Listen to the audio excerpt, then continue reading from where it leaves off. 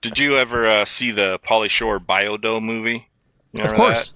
that? I And think they I watched it try with and you. like, yeah, probably. And they tried to like torture him by playing the safety dance, and they never got sick of it. They're just like for weeks they're doing the safety dance around their little biodome. And finally, the people who were trying to torture him got sick of it, I think. Oh, that's so awesome. Recorded live from Studio 12A in sunny Phoenix, Arizona. You're listening to the Josh and Friends Podcast. Thank you for tuning in to the Josh and Friends Podcast. I am your host.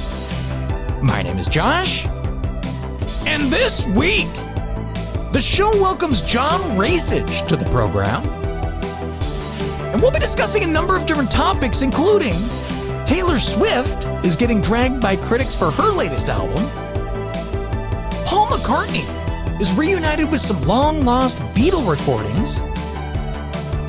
We'll dissect a reader's poll of the worst songs of the 80s. And John and I reminisce about the strangest concerts that we've ever attended. So stick around for these stories and more, and help me welcome back to the show.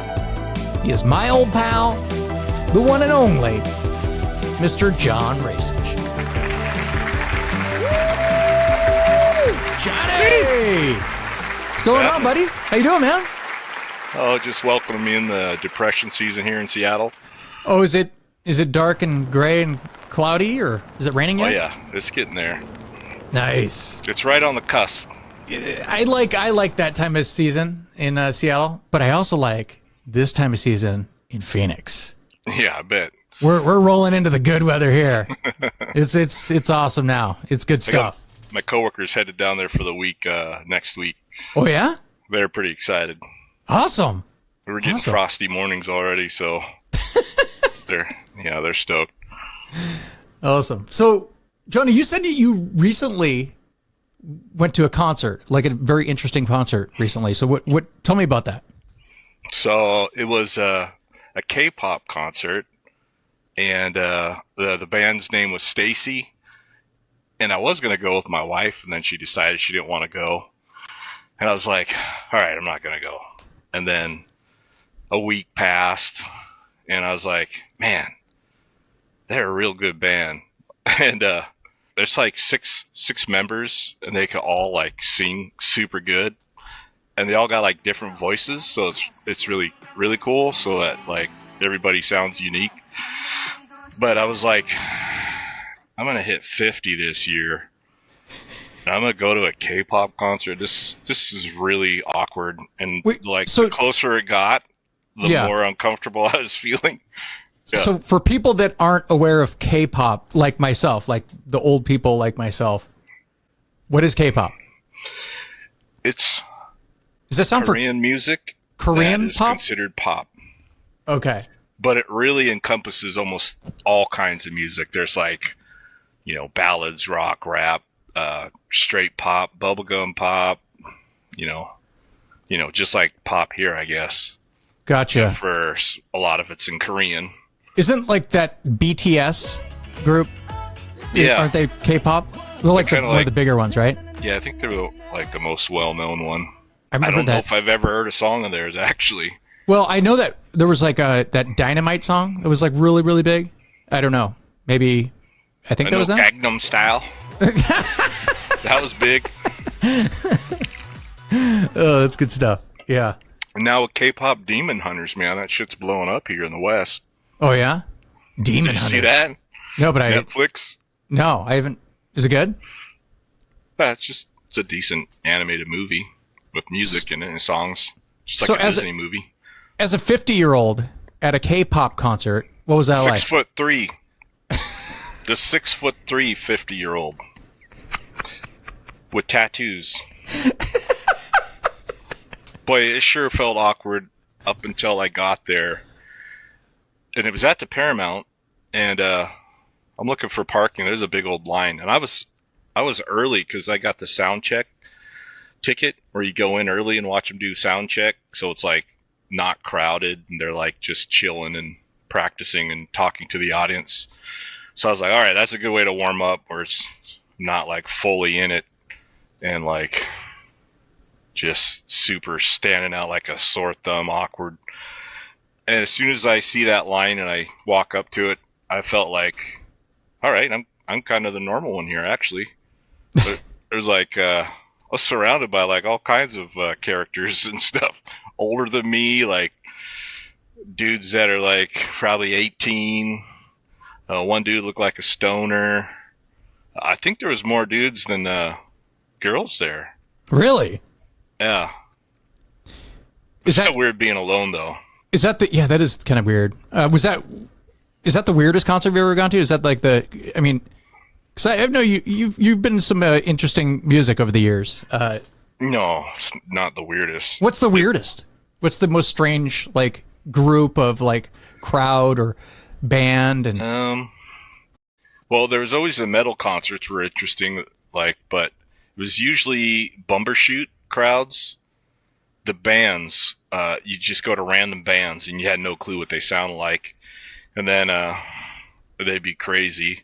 Or like the metal concerts, you're basically fighting to stand up, and then most of it was just pretty chill stuff with all the local clubs.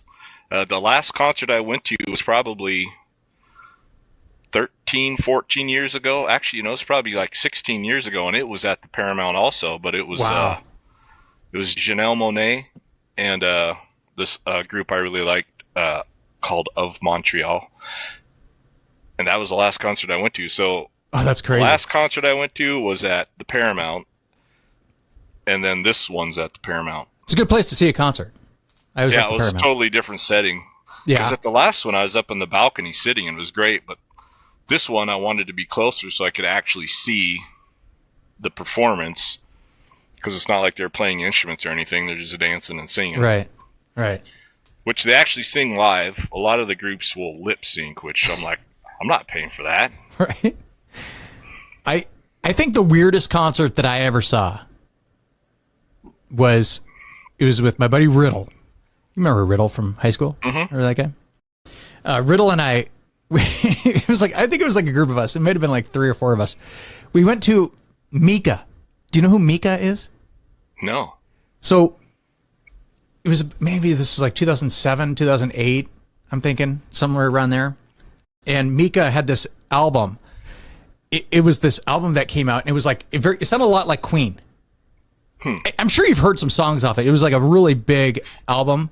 It wasn't like, I don't know, is there one of those albums that was really massive, like around the world, but it was decently big here, but like, it got a lot of TV shows and movies started playing like the songs like Grace Kelly and Love Today and Relax, and especially the song Big Girl, You Are Beautiful. Big girls, you are beautiful.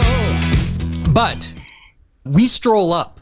We kind of like you did. We got there a little early, and there it was very interesting because we were very out of place. We're like, oh wow, I didn't realize there's going to be this different of mixture of people. Very alternative crowd. Yeah. Lots of kids.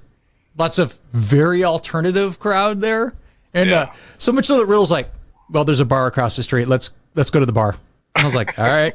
I'm not used to that vibe, because I'm used to like going to like classic rock shows or like metal shows. So like that was definitely an experience, seeing a bunch of like little kids and like, very alternative people amongst us. So, but yeah. There was like a mix of pretty much every type of person I could think there.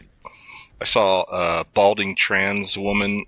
I saw just regular old couples, dudes that are older than me, younger people. But what sucked is I was so tall, and I was hoping that everybody would stay seated. But as soon as that first song started, everybody stood right up. And then I heard the people behind me say, hey man, you want to switch seats so you're not behind that tall guy? And I was like, God damn it. So I'm like scrunched down like this the whole time. And I had a real big girl next to me, so she was spilling over into my seat, and I'm not small. So I need all that seat. So I'm like this the whole time. And they're like, do this dance move, and everybody's like, hey, and I'm like, I can't do that. I'm not going to do it anyways, but I couldn't do it if I wanted to. I hope that this was on film, like they filmed this, and because I want to see you in the audience, just like stand. They're like, they pan over and they're like, oh my god, who's this guy? There's like a head taller than everybody. It was like Lee and I got tickets. We didn't pay for them. We got, kind of like comp tickets to Britney Spears. And this is at the height of Britney Spears. Yeah. And we're sitting in the audience, and all the girls are standing on the, at this point of Britney's career, it's like little girls that were at the show. So we're like, oh, this is really awkward. This is very strange. And they all look like Britney. And we're like, oh, great. This is awkward. Just look straight at the ground. This is weird. So they're all standing on like the seats, on the actual seats. Oh, damn. And then we would stand up. We're like, cause like we want to see Britney like, dance and stuff like that. But half the time we're like, this is weird. Like we're standing up like to watch Britney. Cause we were really close too. Like we had like pretty good seats, and this is at the Gorge. This is one of the closer times I've ever sat at the Gorge this close. So that was really weird. Like everyone's standing up next to us, and we're like, oh, God. And we kept looking at each other, and Lee and I are like, what are we doing here? Yeah. So immediately regret your choice. Yeah, right. Oh, it's so weird. That's crazy. By the time I got home, I was like, just all like, I guess, anxious or just amped up with adrenaline from being like in such a weird situation, because I'm not used to being social around that many people by myself, and I didn't have anything to drink, so it was like I should have brought something. I was gonna ride the light rail down, but then I was like, well, then I'll probably need to bring my gun if I'm gonna be walking around that area, because you have to go to 3rd Avenue to get on the light rail or up to Capitol Hill, and at midnight you're walking through there. I don't think anybody would mess with me, but you never know. Yeah. But then I can't. They're like, you don't look like exactly an easy target. I think they frown upon bringing guns into concerts. Yeah, probably. So like, you can hold it till I get back. So John, just because it's so big, we have to address the new Taylor Swift album. This morning, a new era for Taylor Swift. This is my brand new album. Breaking the internet. She revealed the highly anticipated follow-up to her record-breaking Eras tour, which sold over $2 billion worth of tickets. Now, the world's biggest pop star about to shake up the music world again. Swift getting a little help from her boyfriend Travis Kelce and his brother Jason. Their popular podcast New Heights teasing a special guest, sending fans into a frenzy. This is my brand new album, The Life of a Showgirl. And so like I was like, you know what, John, have you heard that? You're like, I have not heard that. And I go, why don't you skim through that and like give that a listen, because we should know a little bit about what we're talking about here. Yeah. I don't expect, like we're not going to listen to it like 10 times, like, some of the big fans, but like, so that album, I guess it's already broken several records. The first week of sales, it broke a record, and it surpassed the previous record set by Adele with her album 25. It sold over 4 million units in the United States in its first week. And it's her 15th album to hit #1 on the Billboard 200. Dang. So that made her the artist with the most #1 albums of all time. Yeah, screw the Beatles, man. It's a little bit different of an industry than it used to be, but yeah. The album also set the record for most vinyl albums sold in a week, because vinyl's back. Vinyl's back. It is. Yeah. Vinyl is back. But yeah, so I wanted to hear your take. What did you think of that album? First thing, I before you talked to me about it, I heard about this album, and I was hearing that people weren't liking it, and I was like, wow, really? So I was under the assumption that it was like really bad or a totally different direction that her fans liked, but apparently they liked it because it's kicking ass. And so I started with the first track. I was like, hey, this is actually, I kind of like this. This is different from what I'm used to of her stuff, and it definitely had a different like sound and mood. It was kind of like a little more soulful, I would say. I wouldn't say dark, but like it just felt heavier, even though if I take a minute to listen to lyrics, I would rather the lyrics be in Korean, so I didn't know what the song was about. But I liked the first 3 songs, actually. Like, not like put it on repeat and add it to my mega list of songs I like to listen to, but I don't know, I might hit them up again at some point. So I was like, wow, songs 1, 2, 3, all decent. One of the songs is called Opalite. They did this really cool thing where the guitar and bass were matching the vocal melody, kind of like Lucy in the Sky. Mm-hmm. And I was like, damn, that's pretty cool. And then track number 4, I was like, yeah, this is not good. So I was like, well, there had to be one. Couldn't be like a solid album. Track 5, yeah, this isn't good. Skip. Skip. Oh man, there's only 2 more songs left. Well, song 11, I was like, oh, okay, this is decent again, nice. I was like, oh, there's only 1 song left. Listen to the last song, I was like, hey, this is decent too. So it was like, to me, it felt like, have you ever had like, yeah, I was like, have you ever had a sandwich that was really good, but the bread was like stale or bad? This was the opposite. It was like the best bread you've ever had. Well, not you've ever had, but it was good bread. It was good French bread, right. Nice, soft, maybe lightly toasted. There's maybe some herbs, and then someone put like some of that 99-cent Carl Budding lunch meat in the middle, or maybe some shredded hot dogs. Gross.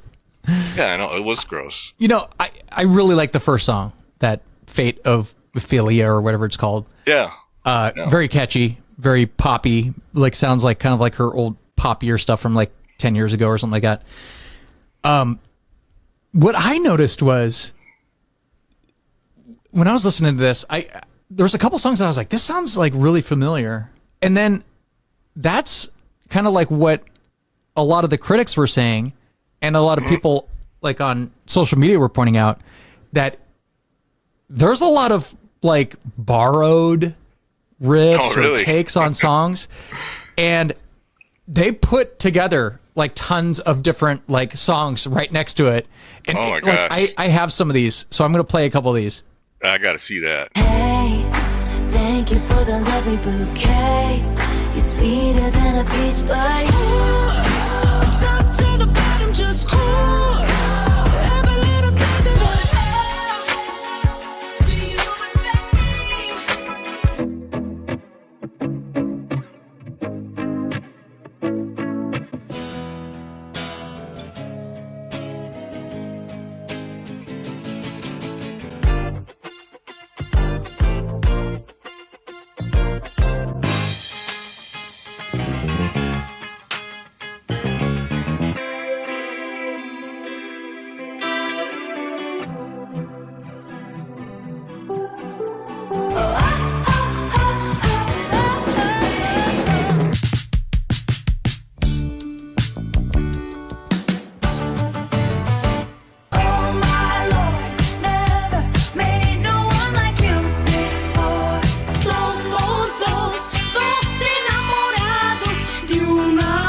was like, these sound really familiar. I don't know what it is. They sound really familiar, but I guess that's something that people are like really talking about.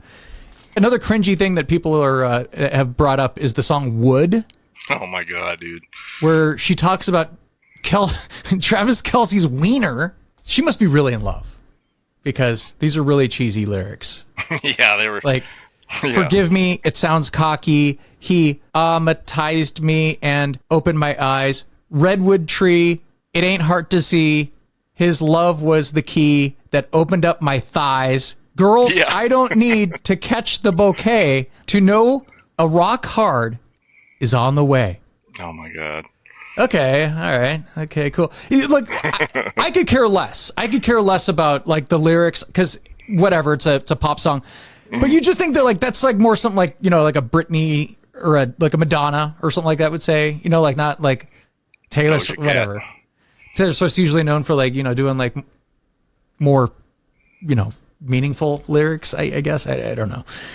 Whatever. But anyway, that was the album. I didn't hate it as much as like a lot of the people are like reviewing it and like, but whatever. Yeah, I gave it a chance. Definitely not gonna say, oh, it's gross, Taylor Swift. But I've liked her stuff in the past. Yeah. Like, I don't remember the album, but it was the one that had Shake It Off. I liked that song a lot. And I know it was like super overplayed, but I still like that shit. Yeah. Yeah. I think it might have been the same. That might have been the same producer that she worked with on this album. And people were really excited that she was teaming up again with this. I don't know if it's that Max Martin guy. I don't know. He's the guy that writes all those big giant hits. But I don't know. One thing that I was thinking about though, like, is there was this Nashville songwriter, and he was talking about how basically the music industry is pretty much over. And it feels like what he was saying is that AI has already been incorporated into like these writing rooms in like Nashville. Oh, wow. And ChatGPT has been used for like general topics and song lyrics and like even melodies, right? And he's like, it's getting better and better every day that passes. It's getting better and better. And like, you've played along with this, right? You played along with some of these, right? And you've created some songs. You were sending us a bunch of songs. Like one day, I was like, "This is pretty good." It's like, I send it's not you the bad. one about gay penguins. Yeah, you can incorporate anything you want into them. Yeah. You're like, I just made a song about gay penguins. So based off a real news story. Exactly. So I was just screwing around the other day, and I typed in, hey. Or I said like, hey, make me a theme song for the Josh and Friends podcast.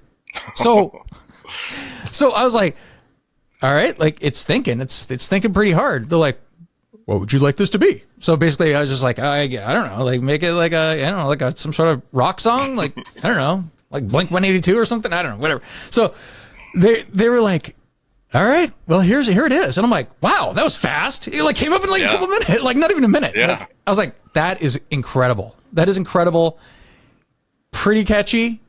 I mean, and it, the music industry, they should be scared because if something can be created that fast about anything that you want and they write the lyrics, I'm like, wow, that's incredible. So without further ado, John, right now, right here, I am going to have the world premiere All right. of the Josh and Friends podcast theme song created by AI.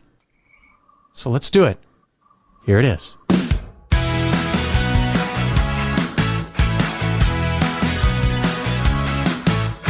Josh got the podcast, doing it right. Hosting all the best shows every night. He the best host who never pretend. Always thanking you for being a friend. The mic is hot and the vibe is tight. Gonna keep you laughing till the morning light. So join the fun show, have a real good time. Like and subscribe, drop a comment line. Join the fun show, have a real good time. Like and subscribe, drop a comment line.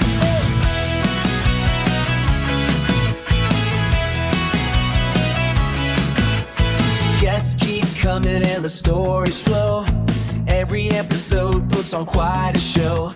Josh keeps it real with a heart so true, making every listener feel brand new.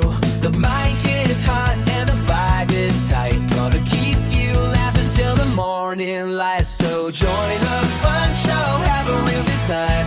Like and subscribe, drop a comment line. Join the fun show, have a real good time. Like and subscribe, drop a comment line.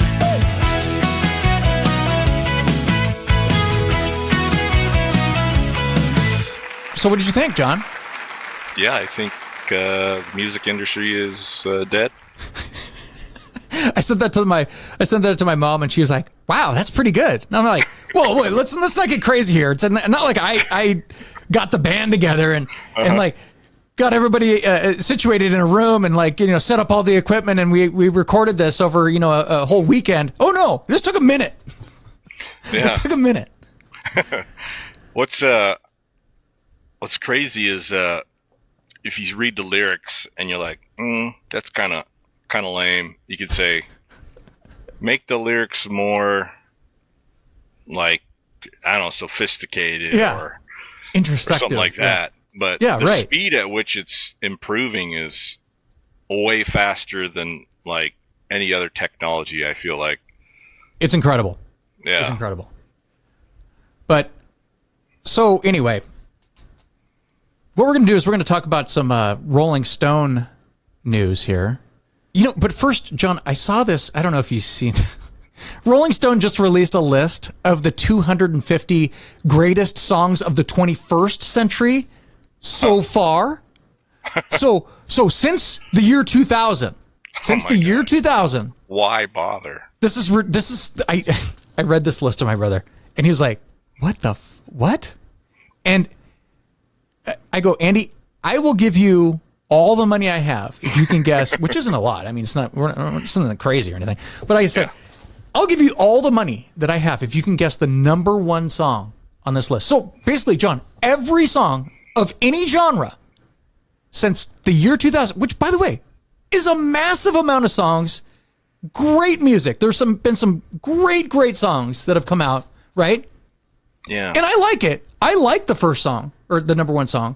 Oh. I just would not. There'd be no way in hell that this would be the number one song of all time. John, do you have a guess? You have a guess of? First off, have you seen this list? No, I have not. All right, John. I got to give you some hints because I don't think you're going to get it. All right. My mind's reeling. So it came out in 2001. That's your first hint. Oh, okay. And it's not a rock song. So those are your two hints. So what do you think is the number one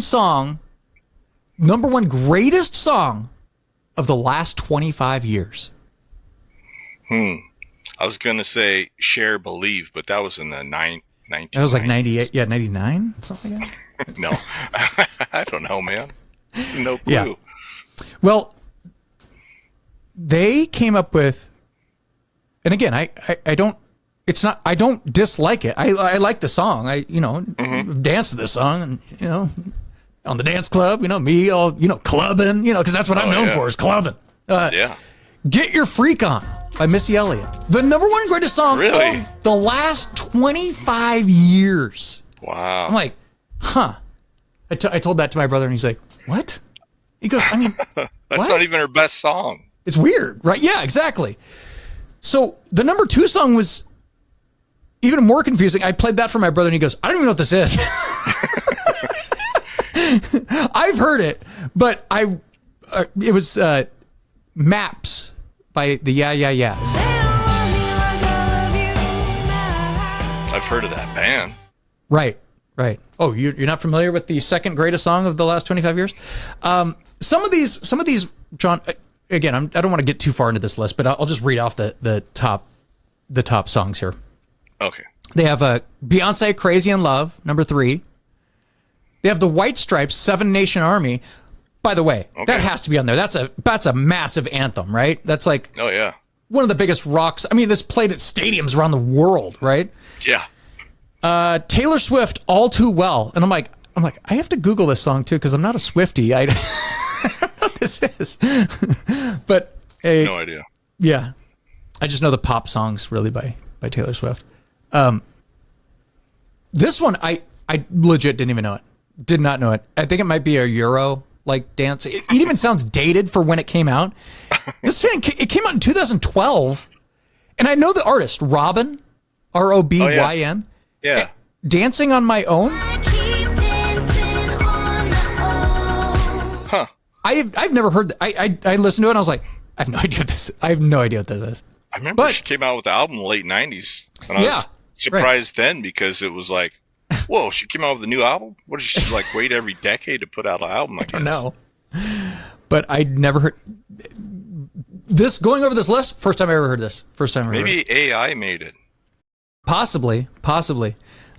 Kendrick Lamar, All Right. I was listening to some guy go through this list online the other day, and he goes, that's not even the best song from that album. Radiohead, Idiotech from 2000, I think, from Kid A. Another anthem, Britney Spears' Toxic from 2003. Oh, yeah. Not disputing that. I mean, that's another anthem. And then Frank Ocean, Thinking About You from 2012. So I just thought that was interesting. That it's a fucking rage bait list. They always come up with it. That's why I don't like going over those Rolling Stone lists, because they're about rage bait, and they're all they're doing it for is for clicks, right? Yeah. So, but so I didn't want to spend too much time on that because John, there was a reader's poll about the top 10 worst songs of the 80s. This came out a long time ago, but I was like, you know what? It keeps coming up. Every time I'm on these 80s pages, and people keep posting the same fucking meme. They're like, which one of these is the worst song of the 80s? And I'm like, looking at this going, what? What is this? So I sent you that list. And yeah, you know what's funny is looking up other lists, that list kept coming up. Yeah. It's like it's the definitive list now. It's the definitive list. So, John, you said that you have some very strong opinions about the songs on this list. And I'm just, we're going to go over these. I want you to give me your take on these songs. And should we go from 10 to 1, or what should we do? How do you want to do this? Yeah, sure. All right. To me, it doesn't matter the order, because pretty much every single one of them is good. So I think we might have the same kind of thoughts on this, because I don't understand it, I guess. Like, even the explanations of the songs, like, I'm like, this doesn't make sense. Now, I have songs that I am not a big fan of from the 80s, but it's a kind of it's different because they were all big hits. I think that's the key to making a list like this. They have to be known songs, right? They have to be hit songs, because like there's a lot of shitty music that comes out every day. You know, you could pick out, hey, my buddy has a garage band. God, they suck. Yeah, but like, that doesn't count. Like, so the first song they have on this list is Rick Astley, Never Gonna Give You Up. What? Like, yeah, it's a fucking stone cold classic. Isn't that the Rickroll song? Yeah, if I get Rickrolled, I'm listening to the whole thing. That someone's not like punking me; they're doing me a favor. Like, hey, thanks, man. I know, dude. Like, and by the way, the novelty of a guy looking like that and sounding like that. I know. That's weird. Crazy. That's Every crazy. song of his that came out during that era was like the same thing.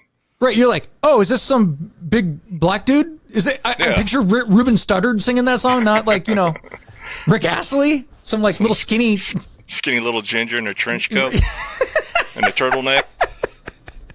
Exactly. I'm like, that's so weird, right? Anyway, so, and then they have like they put like these the new wave stuff on there, and I'm like, well, it's new wave. It's supposed to, first off, it's supposed to be weird. Like, it's new wave. That's the charm of new wave. It's like, they're English, they're weird, and like they do. It wasn't even the weird new wave either. I know, but they do the Putting on the Ritz song. Thick fits, putting on the Ritz. By Taco. I'm like, I always like that song. My best friend when I was little, I was probably like 5 or 6. He had the little 45 single of it, and I just begged him to play it. I'm like, dude, play it again. Play it again. I love that song. Yeah. And it had that little robot voice in there. Yeah. Super duper. Yeah. So, that should not be on there. That should not be on there. I don't even understand why that would be on that list. I can't remember what they wrote about. But how'd that song even come up? I don't know. But then the next one, number 8. Deep cut. Number 8 is when I think of MTV, this is one of like the top like 5 songs I think of when I think of MTV, because it's so early MTV, is that Tony Basil Mickey song. Yeah. And like, what? You feel really hate that? It's just I don't know, it's just a pop song. Like, Yeah, I do there's like nothing the wrong with it. I do like the Weird Al version of that song. Oh, Ricky, you're so fine, you blow my mind. Oh, yeah. Or the Hey Ricky. And then there was you go to any college town, a bar with a live cover band, and that song's going to play, and everybody's going to go nuts. Right. That and Moni Moni's going to come on, and everybody's going to go nuts. Right. Now, okay. The next song I could kind of see, just because it's like a, you know, but again, it's almost novelty. It's almost novelty, because like that Bobby McFerrin song, like, didn't he do the whole like album like just with his voice? Yeah, it was all a cappella, and I saw that was the only one a cappella song like that was ever on the charts like that. Don't worry. Wasn't Robin Williams in that video? Yeah. It was an awesome video, man. It was like really lighthearted and just made you happy watching it. I know. It's like, don't worry, be happy. Like, I don't know. I think it's one of those songs where like, yeah, it's cheesy. And I'm like, yeah, but all right. There's lots of cheesy music. There's a difference between a bad song and an overplayed song, and I think that's what people are getting wrong with this list. Yeah, that could be. Now, I have this one displayed. Falco, Rock Me Amadeus. Again, it's like, it's kind of a, I could see how people could be annoyed, because it's funny too, because if you look this up, there's like really long versions of the song, or like remix versions of the song, and like, and I'm like, okay, I could see, but if you just do just the single, just the single, it's a catchy song. Like, I don't know, it could be annoying. Yeah. It could be annoying, but it's like, I don't know. No, I like that song a lot, and he also had that hit, Der Kommissar. Right, and that was a hit by like 2 bands. That was like a yeah, it was really weird. But his was like in the original German, and then another band covered it in English. Yeah, After the Fire or something like that. Yeah, I think it was something. I remember there was a spider in it, and it was a tarantula, and it scared me because I was little. This next one, no way. You back off this list. Men Without Hats, The Safety Dance. Yeah. It's one of my go-to karaoke songs. How dare you? How dare you? We can dance, everybody's taking the chance. It's completely ridiculous. And I've always loved that song. Yeah. So. Yeah, I don't know if I could listen to it enough to hate it. How did they do this poll? And how come I wasn't involved in this poll? Were you involved in this poll? Who did they poll? I don't know. Who did they poll? I know this is like, I mean, again, this is like really old poll, like from like 2011 or something like that. But again, this list, you type in worst songs of the 80s, it's always this list, which is ridiculous. It's ridiculous. And people like, those are either people go, yeah, those all suck. Because like there's, you know, like the cool people like, those suck, man. Or they're like, these are all great songs. Did you ever see the Pauly Shore Biodome movie? Of course. That? I think I watched it with you. Like, yeah, probably. And they tried to like torture him by playing the safety dance, and they never got sick of it. They're just like for weeks they're doing the safety dance around their little biodome. And finally, the people who were trying to torture him got sick of it, I think. Oh, that's so awesome. I do not remember that, but I need to revisit it. That's hilarious. That's hilarious. That's my favorite part. So, John, we're already down to the top 4 of the worst songs of the 80s. Wham! Wake Me Up Before You Go Go. Wake me up before you go go. Is there like a more like upbeat, fun song than that? Like, no. What are they talking about? Again, it's high in the saccharine, cheesy, overly poppy.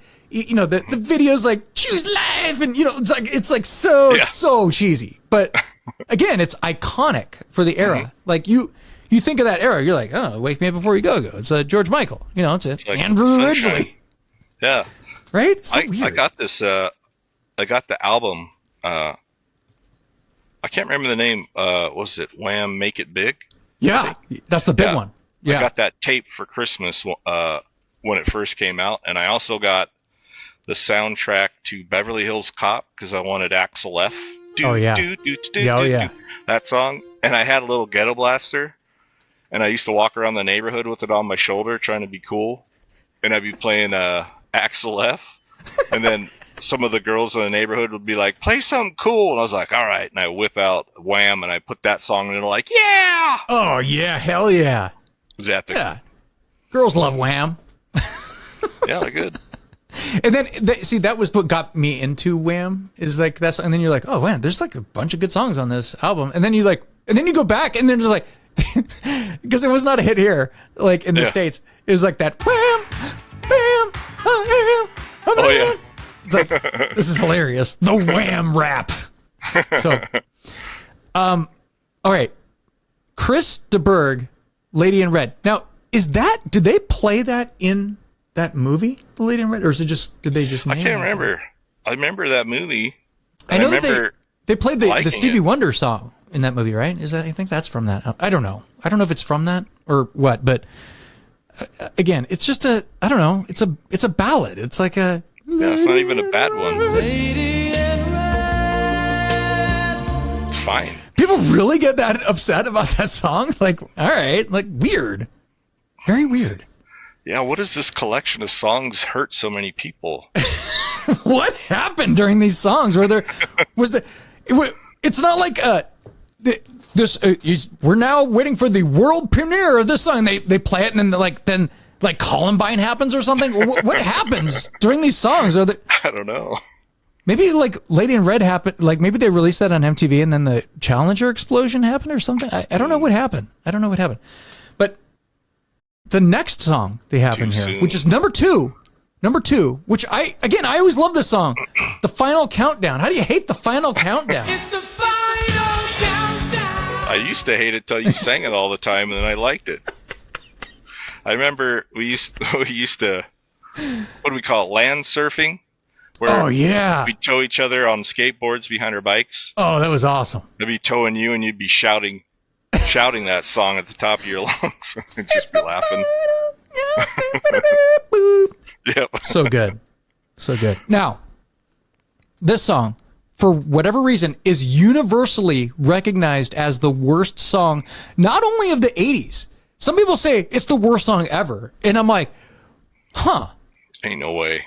What? And I played that for Andy and he's like, what? He goes, no, that's not the worst song ever. Starship, We Built This City. What? It's not even the worst song of the month. It's not even their worst song. It's not. It's like, that's true. We built it.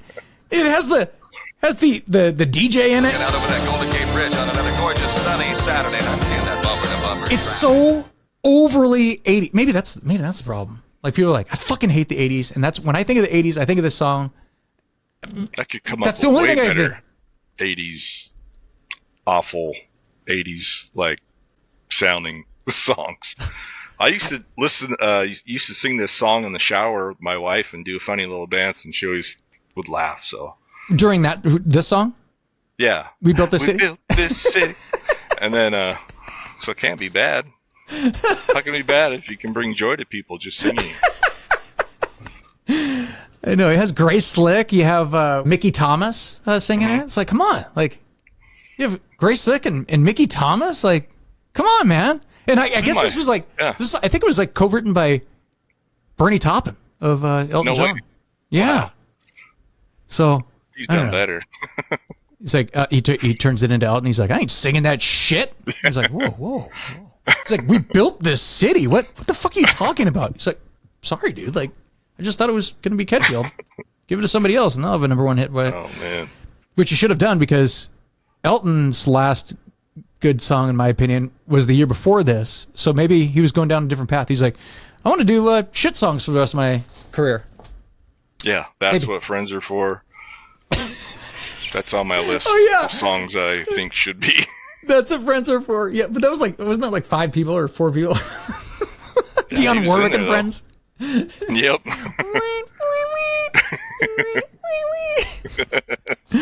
Oh, that's awesome. That is awesome. So that concludes that list. So, John, now when I think of bad 80s songs, I think of like that shitty, bland, overly produced, that shitty production of the era. It's mostly like the mid 80s on, like that kind of era. Mm-hmm. And just like, for an example, real quick, I do want to hear some of your songs because I love hearing your take on these. But one of the most, this sucks because I like this guy. I've seen him in interviews and stuff, and he's hilarious. He's awesome, like in interviews, and actually I think he has a podcast. But Richard Marx has actually good song. They're like catchy like songs, but the production is horrible. It's so bad. Yeah, I can't do it. I can't even listen to Richard Marx songs because they're so bad. They're awful, and each one is worse than the next. And they were massive hits. They were huge. He had like a bunch of like #1 fucking hits, and they were just they were so bad. And I was like, ugh, God, that's so terrible. Weird. You go back and listen to some of that stuff, and it sounds like the awful 80s music from like the credit scenes of 80s movies. Yeah, it's so bad. It's so bad. And again, they're not like bad songs. He even has like catchy like choruses in these songs, but it's like it's just that 80s, mid 80s to late 80s production. It's just so bad. And everyone was using those same drums and it's weird. The keyboard, like everything was overly pop music in that era is it's got to be the late 80s to like early 90s pop music is so bad to me. Like it's so obviously there's great music of every era, even pop, but like just in general, some of that stuff could be really, really bad. John, what are some of your songs that you just can't stand? What would make your list of bad songs from that era, from the 80s? So I was writing down songs, and the list kept getting longer and longer. And then I looked through it, and I was like, these pretty much all sound like the same kind of song. That's just like that depressing, like love ballad or something like that. And then there's a few that stood out that weren't like that, like Jump by the Pointer Sisters.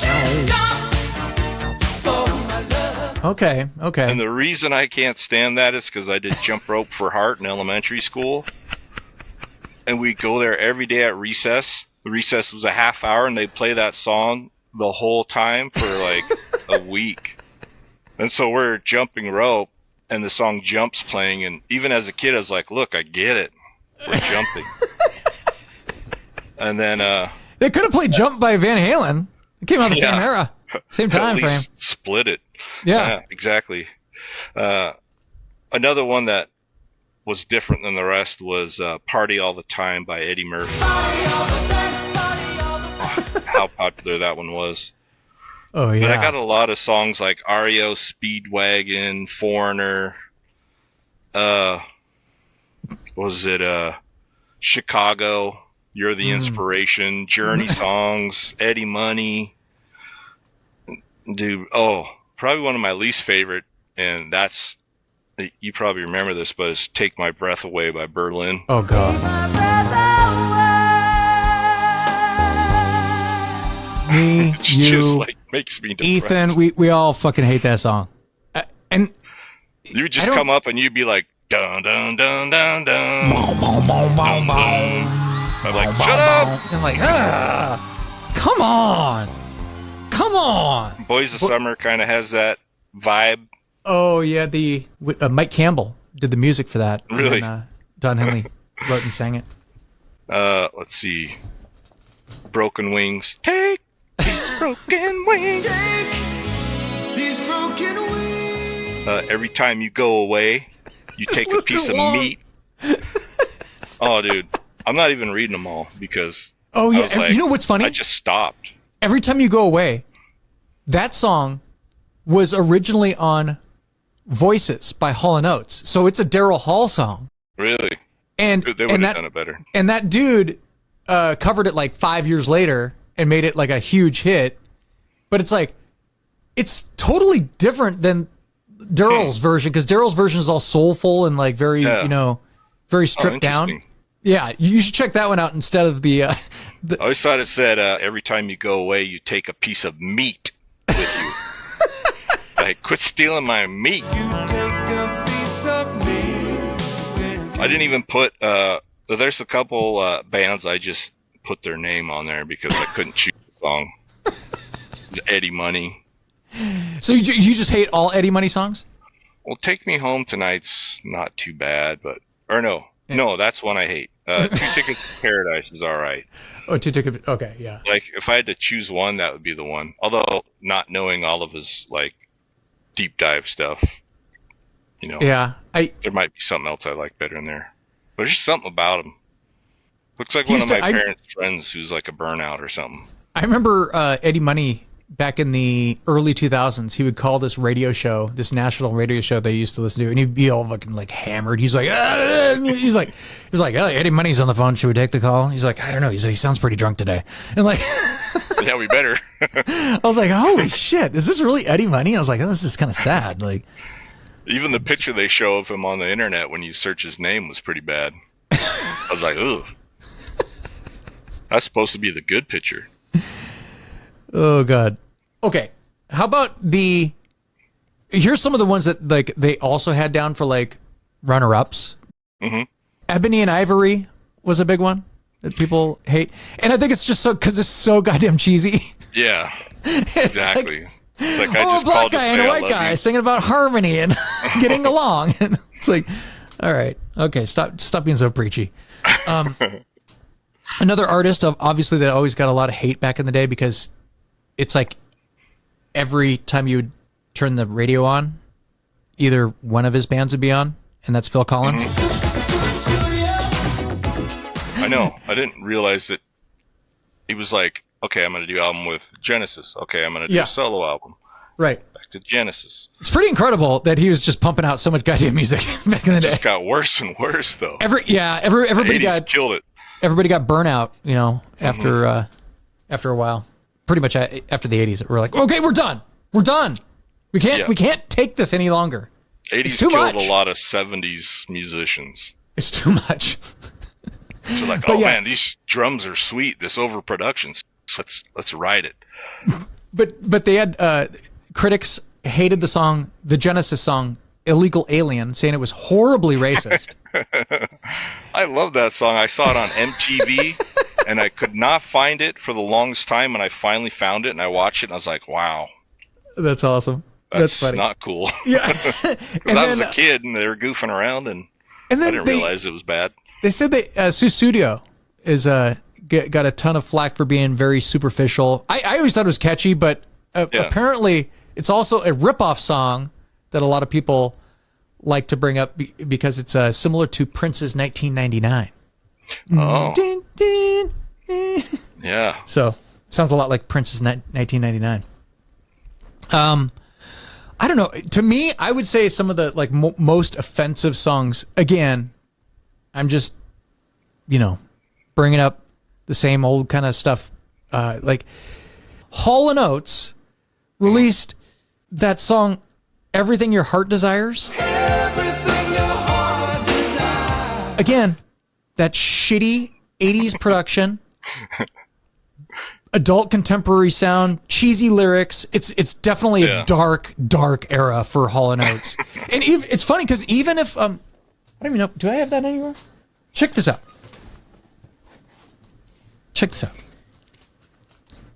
Even they don't look happy about this. Even they're like, you know what? They're like, I don't know. Should we release this? It sounds like shit. Yeah, Daryl's like, let me think for a second. I don't know, man. He's like, we already recorded it. Let's fucking do it. So So that's how I feel about that. Anyway, there's a bunch of these. Like, Rod Stewart released some shitty fucking 80s music. Billy Joel, he released some, he even says it. He's like, yeah, that Bridge album, just garbage production. It's all about the production in the 80s, man. It's like just shitty, because everybody went to those different recording techniques. Like they went to digital and stuff like that, and it's like we could cut corners. We could fire a bunch of band members and then we just have keyboards replace all these. I'm like, yeah, well, that made a difference. Maybe that's how AI will work out. Yeah, and then you have the overproduction of like even some of the metal band. Again, this is why grunge became so popular, is because you have Motley Crue recording shitty fucking ballads like Without You. And I'm like, maybe it's not as bad as I thought, because I'd hear the rest of that album and I was like, oh, there's some catchy songs on this. It's like the Dr. Feelgood album, right? There's Dr. Feelgood, Kickstart My Heart. There's some fun songs on there. And then you like hear Without You and I'm like, oh God, this sucks. And I revisited it and I was like, God, it's awful. It's awful. It sucks. It sucks. And I've always hated it. And I was like, but remember, because like back then those hair bands, they always had their rock song that they would play on the rock radio, and then they had their pop soft song for the girls, right? Those are the songs that would chart the highest, but they're just so bad. Some of them are bad. Monster ballads is what they called them on the Time Life series or something like that. They'd have their monster ballad compilation albums. Yeah, and it's funny because like Motley Crue doesn't have all shitty ballads. Like they have, Home Sweet Home is a great ballad. That's a great song. But Without You, not a great song. Just my opinion, just my 2 cents. So anyway, I just thought we'd go over those top 10 worst songs of the 80s, which is such a bullshit list, and it's still popping up from 2011. It really is. It really is. That's so crazy. I just want to know who they polled for that. Because all these bands are like, wait a minute, so we're just automatically, we have the worst songs of the 80s now? Like according to who? That's what we are? We're just the worst? All right, okay. Well, I guess. Anyway, so moving on. John, did you hear about the long-lost Beatles reel that was returned to Paul McCartney? Yeah. Did you hear the details about this? No, not really. I just heard something, and I just assumed it had something to do with the new anthology. Okay, so basically what this was, I guess it was a Decca recording, before they even released their first album. They recorded this, and this is with, I'm guessing it was with Pete Best on drums? Yeah, probably. That's how, this is like from 1962 or something like that, before Ringo joined. And here's the story. So I'm gonna play a little clip of the story, and we'll come back here. In the 44 years he's owned Neptune Records, Rob Frith has bought a lot of random music collections. Someone came in about 10 years ago, and they had a couple of reel-to-reel tapes, and it just said Beatles early demos with a question mark. Frith figured it was likely a bootleg copy, so it sat behind the desk at Neptune for a decade until this spring when he booked a studio that had a reel-to-reel player. We put the tape on. We thought we'd be hearing like record noise or whatever, and it was like the Beatles were in the room with us.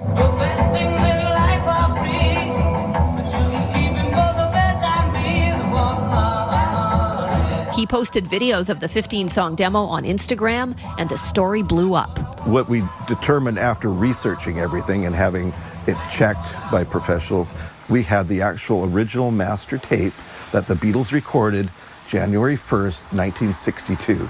It was an audition tape for Decca Records. It didn't take long for the story to reach Sir Paul McCartney, who invited Rob and his family to Los Angeles 2 weeks ago, where the Friths would give him the tape in person. I was one that got to hand it over to him, and it was pretty wild.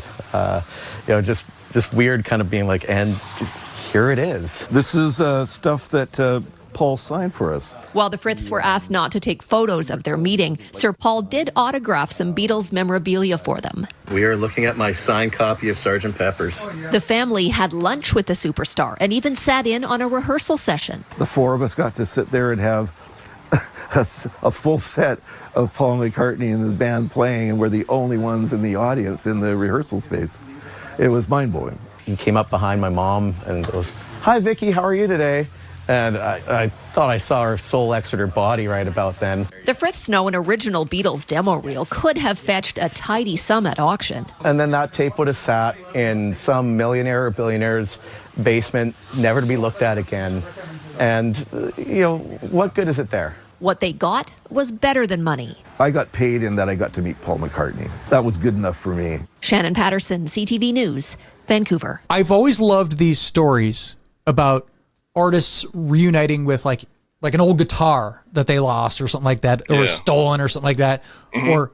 Or in this case, that reel that someone turned into the record store and they're like, this is strange. This, I don't think I've ever heard this, because this is sounds like the Beatles.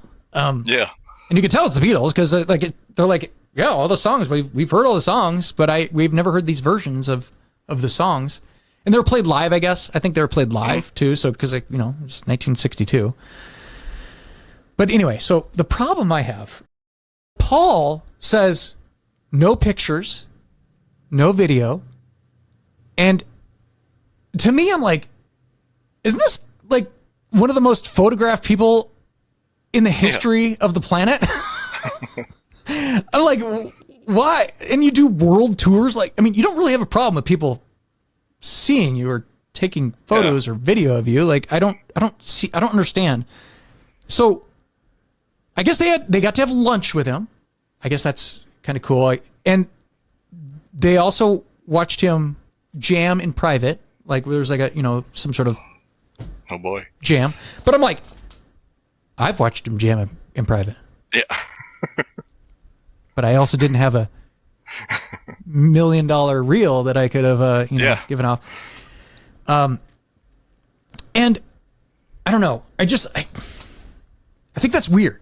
That he signed some stuff, I guess. He signed some autographs, which is cool. But I don't know. Do you think that's kind of? I think that's kind of weird. I more than anything, I'd want a picture with Paul. Yeah. That's just me. I don't give a shit about autographs. I don't care. This is millions of dollars on this reel to reel, millions of dollars. And you autograph a Sgt. Pepper album for me? Look, I'd love to have that, I guess, but that's going to be, not only is that, that's just kind of worthless, right? Because you're never going to sell it. You know what I mean? You get an autograph, copy of Sgt. Pepper or something like that. You're not selling that. I don't know. Maybe am I being weird, John? Am I being petty? I don't know. It's a weird call. Sell right? it to Michael Jackson's estate.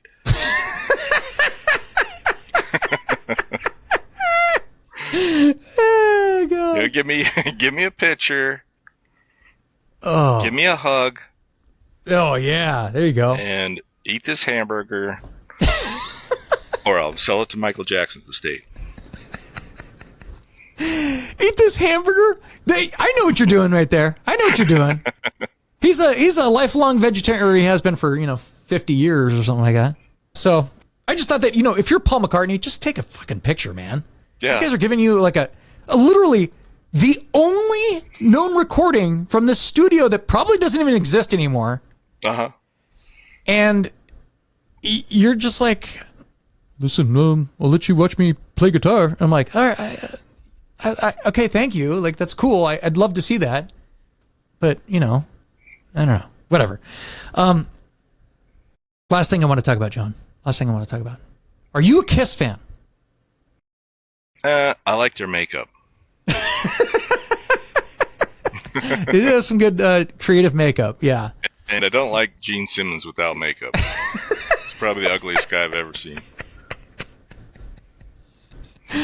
So, as you know, Ace Frehley died last week. A rock star attitude, bombastic guitar playing, and the distinct black and white stage makeup. Ace Frehley tore up the stage alongside his bandmates of the iconic band KISS. Frehley's family announcing the guitarist's death on Thursday, writing, "We're completely devastated and heartbroken." Frehley joined Paul Stanley, Gene Simmons, and Peter Criss to form KISS in New York City back in 1973. Frehley, better known as Space Ace or Spaceman by devoted KISS fans, was a Bronx native and considered one of the greatest metal guitarists of all time, putting his unmistakable sound on KISS hits. And finding massive success with his hit single New York Groove from his 1978 solo album. I'm back in the New York Groove. Frehley eventually leaving the band in 1982. He rejoined KISS in 1996 and gave an iconic performance at the closing ceremony of the Winter Olympics in Salt Lake City. While his family did not release a cause of death, last month the guitarist fell in his studio and was taken to the hospital, according to his now deleted social media post on September 25th. As a result, he canceled the remainder of his tour dates for the year. You know, he fell and hit his head. And dude, that's been that's a fear of mine. Because like they always say, like if you fall and you hit your head pretty good, there's a possibility that, you know, the blood can like build up in your head and then you just die. But you don't know it like half the time. You're like, did I hit my head hard enough? Like, should I go to the doctor? You don't know. So it's like, I know. I don't know what to do here. So brain bleed. Yeah, that's ended up what I guess what happened to him.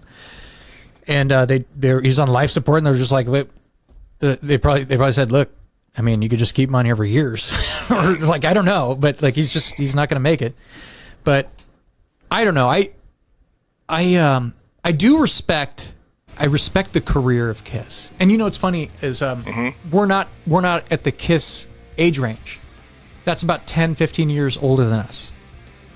All those guys that started metal bands, all those guys that started like the grunge, like they were big KISS fans, all of them.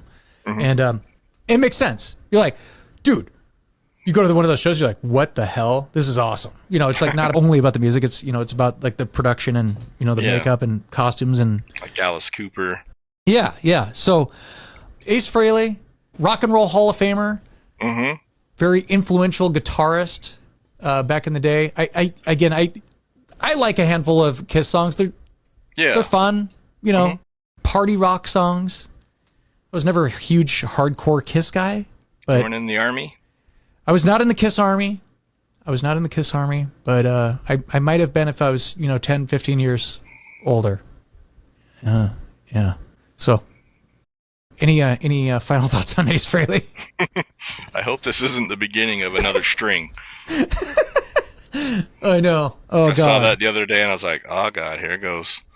Yep, here it comes. It's going to start ramping up. All right, Johnny, well, I think we've said it all. We covered the 80s. We covered the 80s. Is there anything else that you want to add to the conversation today? Or I'm going to see the Beatles of K-pop in January. What? The Beatles of K-pop? Yeah. Is your wife going? No, she doesn't want to go. I'm biting the bullet again. Oh, gosh. Wait, so you don't have anybody that can go to the show with you? I don't have any friends. Who do you think I am? Well, I'm your friend, John, but I'm not there to go to K-pop shows with you. Exactly. Y'all move away. Sorry, you don't want to be around me. Oh, buddy, no. Oh, I know Sean's back up there. Would he go to a K-pop Beatles concert? I think that would be more awkward than going by myself. Especially if you really liked it. Oh, that's awesome. Oh, that's hilarious. Yeah, I bought the tickets yesterday, and I'm like, what have I done? Oh, I can't wait for you to come back and tell me about that show. That's going to be They're awesome. like the only two people that... No, there's third band that I would see live. There's only three bands. And it's not like I'm a huge fan of like all the K-pop music, but there's three bands I'd see live. And it just so happens that this band is also coming to town in 2 months after the last one I saw. Wow. Well, if there's a Eddie Money cover band, I'll be sure to fly up and see it with you. Ooh, maybe they'll be opening in Korean. Oh gosh. Anything else? Any other K-pop news or? No, I'm not that into it. Oh. I mean, well, you're more into it than most 50-year-olds that I know. I'm not that into it yet. Yeah. It's a slippery slope. I think I've reached the end of my Spotify recommends. So, unless a bunch of cool stuff starts coming out, I think I've reached the end of that horizon. Only time will tell. Hey, I'm going to get on AI and make a new album. Yes, do it. All right, John. Thanks again for coming on, buddy. And it's always a good time having you show up on the show and talk about K-pop and shitty 80s songs and AI. They go together. Yeah. All right. For Johnny Rajcich, I'm Josh, and as always, thank you for being a friend.